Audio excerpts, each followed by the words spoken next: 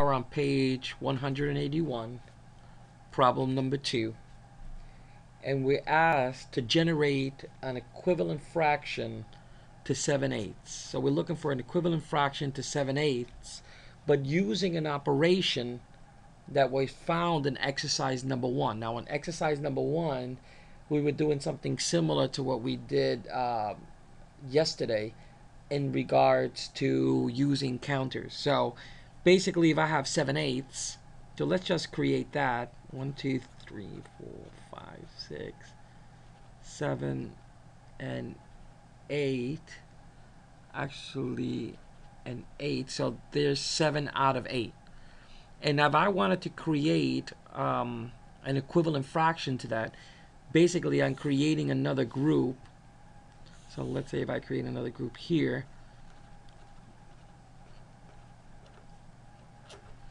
if you realize, if we were to take this right here and look at how many of them were shaded, we had a total of 7 on this spot here and 7 here. So basically what you're doing is you have those 2 there, and then when we look at the total that we had 8 counters here and another 8 counters there. So if we were to represent this, this will be 14 total shaded out of 16. Now we did start with 7/8.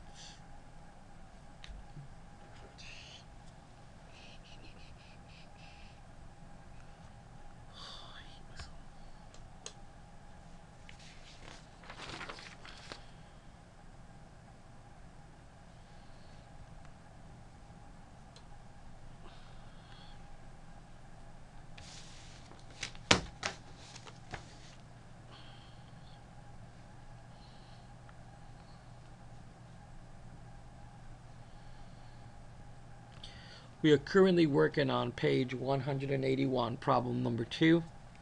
We are asked to find an equivalent fraction for 7/8, or generate another fraction using 7/8. But we want to use a specific operation. So what I'll do right now is just kind of represent this using counters and see if we can come up with an operation to help us reproduce or create another fraction that's equivalent to 7/8. So let's start with that. So you have 1, 2, 3, 4, 5, 6, 7 counters, which are shaded out of 8 counters total. What we did previously was create another group identical, so the ratio are the same. So the question is, what is this fraction here? So you have basically 7 counters twice that are shaded out of 8 counters twice total. So this would be more like 14 over 16.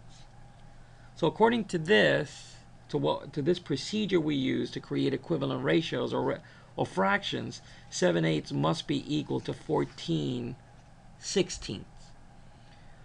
Look at the operation here, repetitive addition. There were 2 groups. So basically what's happening here is that we're multiplying by same quantities to come up with equivalent fractions. And this is our numerator and this is our denominator. So we multiply by same quantities. It allows us to create an equivalent fraction to what you started with.